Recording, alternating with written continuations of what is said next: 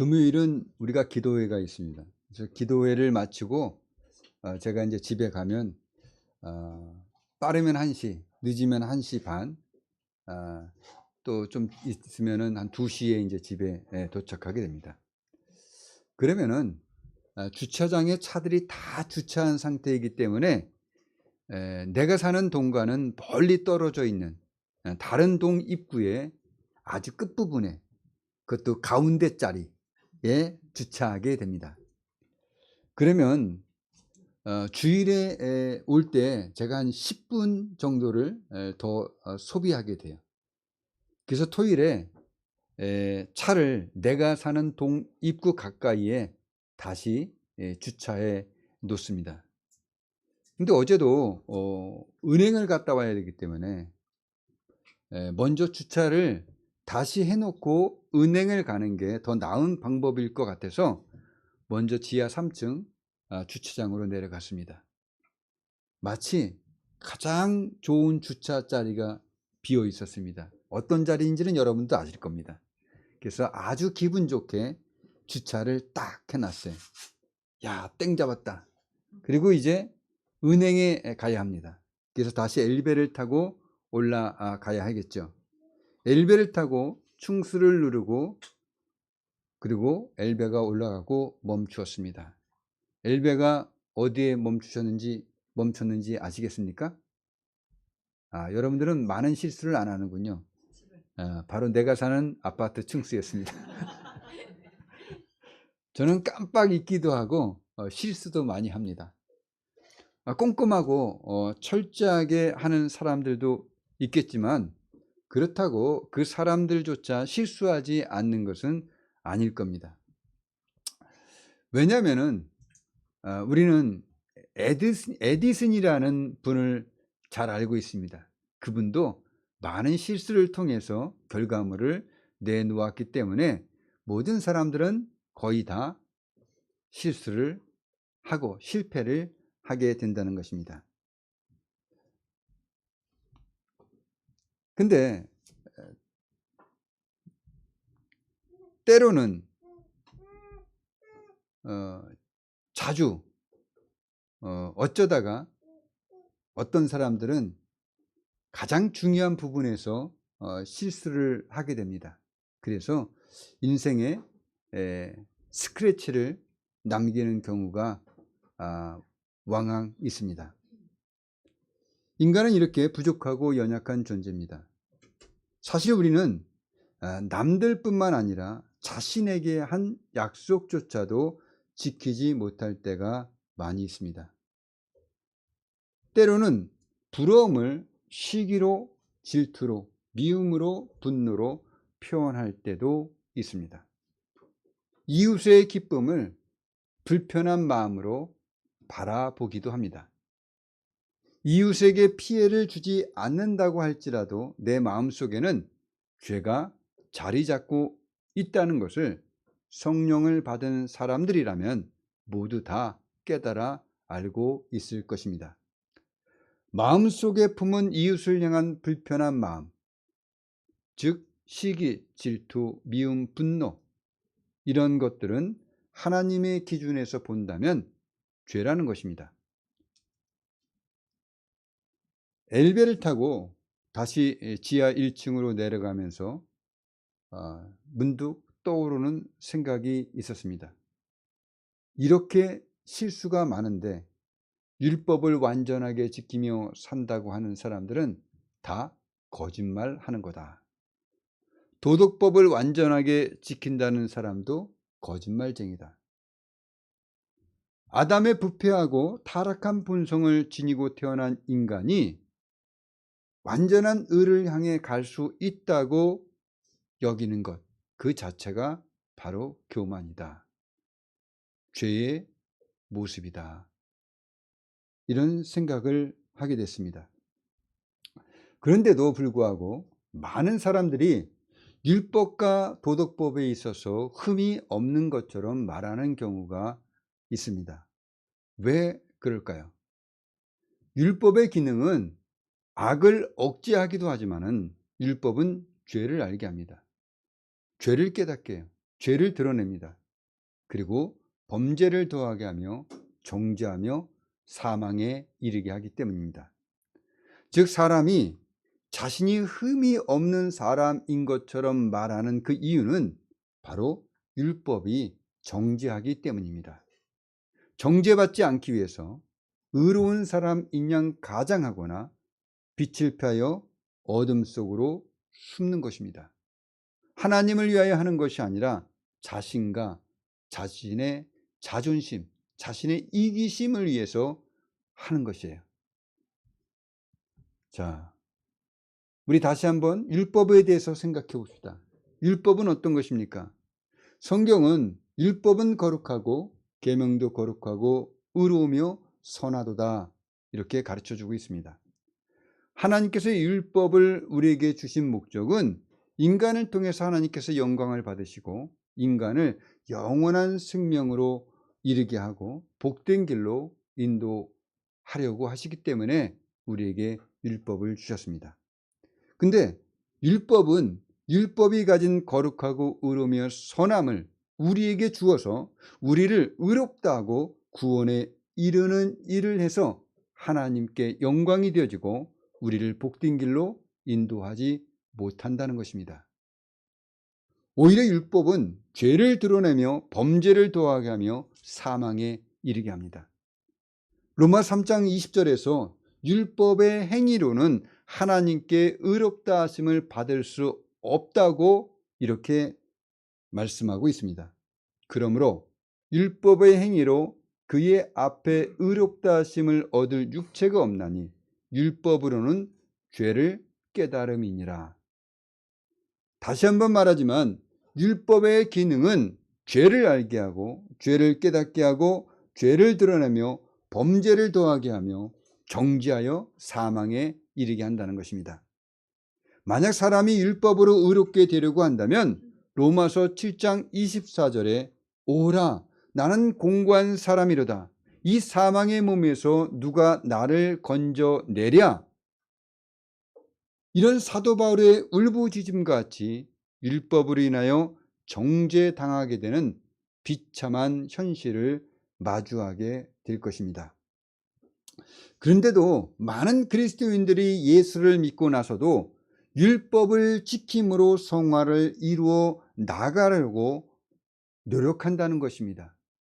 육신의 노력으로 자신의 성화를 이루어 간다는 것입니다. 이미 우리는 경험을 통해서 말씀을 통해서 회심을 통해서 율법으로는 의를 이룰 수 없음을 알았는데도 불구하고 빛을 피하여 숨는 죄인들처럼 율법을 지키지 못함에도 불구하고 율법으로 의를 드러내며 자신의 자랑으로 삼고 성화의 수단으로 삼고 있다는 거예요.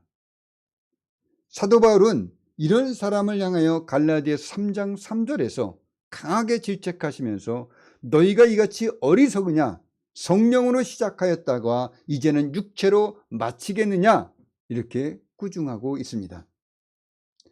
혹시 여러분들 중에도 믿음에서 다시 율법으로 돌아가 율법을 추구하며 자신을 의롭게 보이려고 하시는 분들이 계실까 봐 걱정이 됩니다.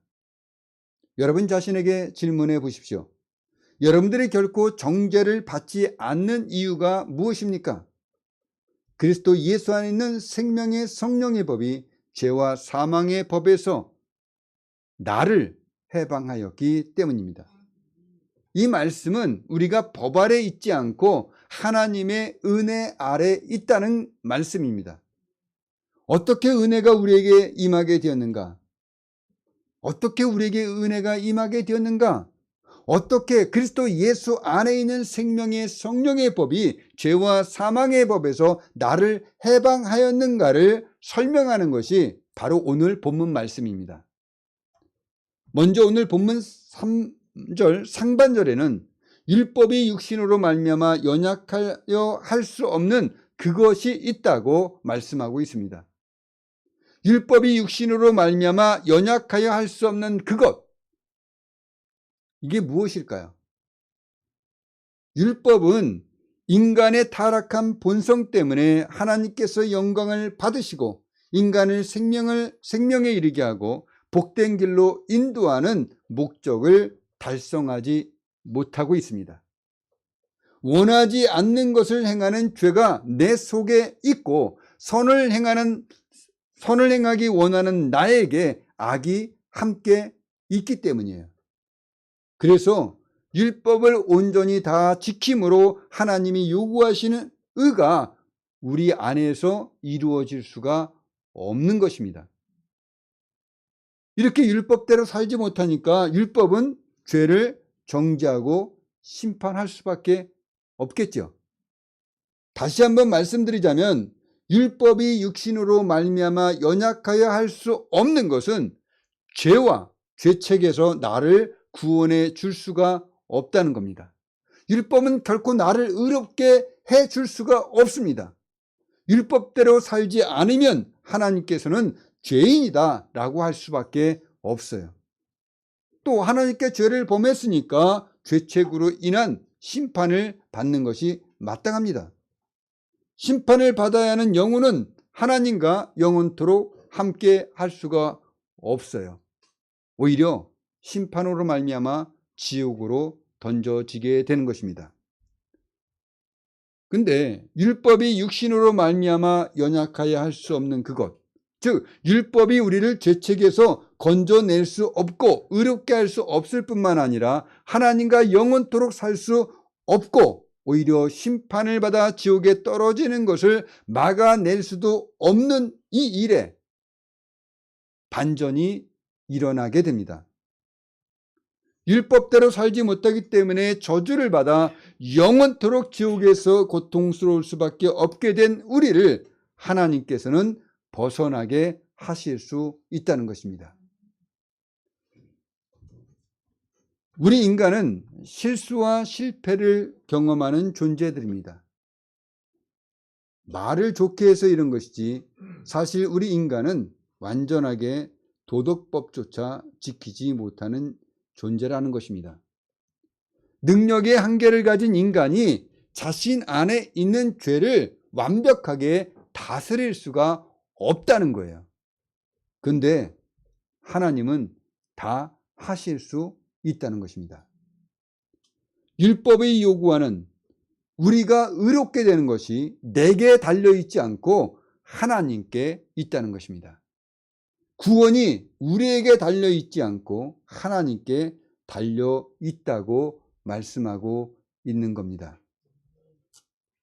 자, 그렇다면 하나님께서 어떻게 하셨기 때문에 하나님은 하실 수 있다고 말씀하고 있을까요? 3절 하반절과 4절입니다. 곧 죄로 말미암아 자기 아들을 죄 있는 육신의 모양으로 보내어 육신의 죄를 정하사 육신을 따르지 않고 그 영을 따라 행하는 우리에게 율법의 요구가 이루어지게 하려 하심이니라. 죄로 말미암아 이 말은 속죄 제물이 되기 위하여 이렇게 번역할 수가 있습니다. 그러니까 하나님의 아들 예수 그리스도는 우리 죄를 속해 주시기 위해서 우리의 죄를 위한 희생 제물이 되시기 위해서 베들레헴에서 태어나시면서 육신이 되셨고 사람이 되셨습니다. 예수님은 사람이 되셨지만은 죄는 없으신 분이기 때문에 자기 아들을 죄 있는 육신의 모양으로 보냈다고 이렇게 말씀하고 있는 것입니다. 그러니까 예수님은 완전히 무지하셨습니다. 죄가 없는 분이셨습니다. 그렇기 때문에 율법이 요구하는 의를 이룰 수가 있었던 분인 것입니다. 육신의 죄를 정하사라는 말은 예수님께서 십자가에서 우리 죄를 대속해 주시기 위해서 죽어가신 일을 말하고 있는 것입니다. 예수님께서는 우리의 모든 죄를 다 짊어지고 십자가에서 우리 대신 심판을 받아 죽어가셨습니다. 그리고 그 결과는 우리로 하여금 우리를 의롭게 하셨습니다. 우리 다 함께 로마서 6장 6절 7절을 읽어봅시다. 로마서 6장 6절 7절입니다. 우리가 알거니와 우리와 옛사람이 예수와 함께 십자가에 못 박힌 것은 죄의 몸이 죽어 다시는 우리가 죄에게 종노릇하지 아니하려 함이니 이는 죽은 자가 죄에서 벗어나 의롭다 하심을 얻었음이라. 예수 그리스도가 십자가에 못 박혀 우리 죄를 대속하시기 위해 죽으셨을 때 우리도 그와 함께 죽었기 때문에 이제 우리는 죄에서 벗어나 의롭다함을 얻었다고 분명히 말씀하고 있습니다. 우리는 의로워졌습니다. 근데 4절을 보면은, 본문 4절을 보면 육신을 따르지 않고 그 영을 따라 행하는 우리에게 율법의 요구가 이루어지게 하려 하심이니라 이렇게 말하고 있다는 거예요. 우리가 육신은 이해하기 쉽습니다. 육신을 따라 살아가는 사람은 이미 정죄받은 육신의 원리대로 죄를 사랑하며 지옥을 향해 달려가고 있는 모든 사람들을, 불신자들을 말하고 있습니다. 그러니까 육신을 따르지 않는 사람들은 누구냐? 마음으로는 하나님의 법을, 육신으로는 죄의 법을 섬기노라는 바울의 말대로 육신에 져서 죄의 법 아래 사로잡히게 되는 상태를 겪게 되는 성도를 포함해서 예수 그리스도를 믿는 모든 구원받은 성도를 말하고 있는 것입니다. 자, 그 영을 따라 행하는 이 말은 성령께서는 복음을 받아들이게 해서 구원을 받도록 도와주십니다. 그러니까 구원받은 성도에게는 성령이 내주하셔서 우리가 하나님의 자녀가 되었음을 보증해 주시게 됩니다. 그리고 성령은 성도의 삶을 간섭하시면서 인도하게 돼요. 그러니까 하나님께서 예수 그리스도를 이 땅에 사람의 모양으로 보내셔서 십자가에서 죽게 하신 목적은 육신을 따르지 않고 그 영을 따라 행하는 우리에게 율법의 요구가 이루어지게 하려 하심이니라는 이 말씀에서 알 수 있는 것은 하나님이 주도하신 행위가 있지만은 동시에 성도의 실제적인 순종의 행위가 뒤따라야 한다는 것을 알 수가 있어요. 우리가 육신을 따르지 않고 성령을 따라 행하며 살게 될 때, 다른 말로 하면 우리가 복음에 순종하여 살아가게 될 때 성령께서는 하나님 아버지께 온전히 순종하신 아들의 형상을 본받도록 도와주신다는 것입니다. 쉽게 말하자면 이전에는 우리가 타락한 본성을 따라 살아왔습니다. 육신이 원하는 대로 살아왔어요. 죄와 허물로 죽어있던 존재들이었습니다. 근데 성령께서 타락한 본성이 죄를 따라 살려고 하면은 막아주는 겁니다. 실제로 우리 그리스도인들은 일상생활에서 연약한 육신으로 말미암아 끊임없는 갈등과 극심한 고뇌를 실제로 겪게 됩니다. 시험과 유혹을 받게 됩니다. 그렇지만 그리스도인들의 육신을 따라 살지 않도록 성령께서 성도들을 돕고 계신다는 거예요. 하나님의 뜻을 따라 올바른 길을 선택하도록 가르쳐 주시고 깨닫게 하시면서 어려움을 극복하도록 돕고 인도해 주시고 그리고 성도들의 죄를 변호해 주신다는 것입니다. 그래서 성령을 따라 그리스도 예수의 복음을 받아들이며 하나님의 아들의 형상을 본받는 생활을 하도록 하시기 때문에 우리는 죄에 대해서 죽었고 죄 가운데 살 수가 없는 것입니다. 성령께서 주도해 가시면서 우리는 순종하며 성령을 따라 살아가려고 하는 의지를 불어넣어 주시기 때문에 죄가 우리 육신의 연약함을 이용해서 다가올 수는 있습니다. 그러나 우리를 더 이상 죄의 종으로 삼고 사망으로 내던질 수는 없다는 것입니다.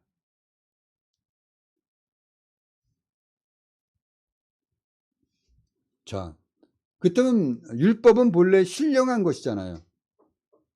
실제로는 우리 육신이 약해서 율법대로 살 수 없었던 것뿐이지 율법은 사람을 의롭게 하고 생명을 주기 위한 것이잖아요.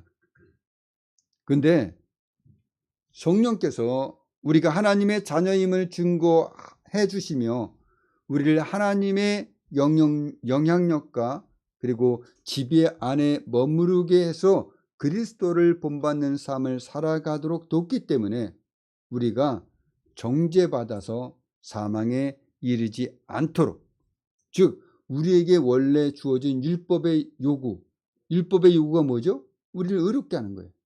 우리를 구원에 이르게 하는 것입니다. 율법을 지킴으로 우리를 의롭게 만들어주는 거예요. 우리를 그래서 하나님의 영광에 참여하게 만드는 것입니다. 이게 율법의 목적이에요. 원래 율법이 우리에게 이루어내야 할 그 목적인 것입니다. 바로 이 일들을 누가 이루어가고 있는 것입니까? 율법이 이루어가고 있습니까? 아니에요. 성령이 이루어가고 계신다는 거예요. 그래서 율법을, 원래 우리에게 주어진 율법의 요구, 즉 우리를 의롭다 하시며 구원을 이루는 그 율법의 요구를 성령께서 도와주고 계시다는 것입니다.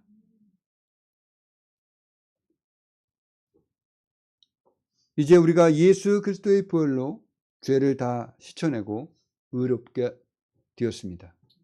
우리는 하나님 앞에 의롭다함을 인정받았습니다. 우리가 의로운 삶을 살 수 있는 것이 아니라 하나님께서 우리를 예수 그리스도의 공로를 힘입어 의롭다 하신 것입니다.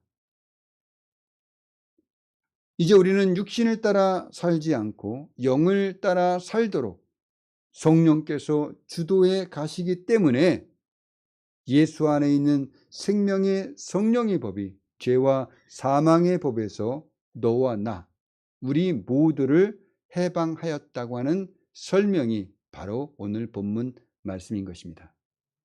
여러분 모두 사망이 여러분을 주도해 가지 못합니다. 죄가 여러분들을 사망으로 이끌어 가지 못합니다. 왜? 우리가 육신대로 살지 않고 성령을 따라 살아가기 때문입니다. 그래서 더 이상 우리는 죄와 사망에 묶여 있는 것이 아니라 생명의 성령의 법이 이 죄와 사망의 법에서 우리 모두를 해방하였습니다. 이제는 성령을 따라 행하시는 성도가 되어지기를 예수님의 이름으로 축복합니다. 기도하겠습니다.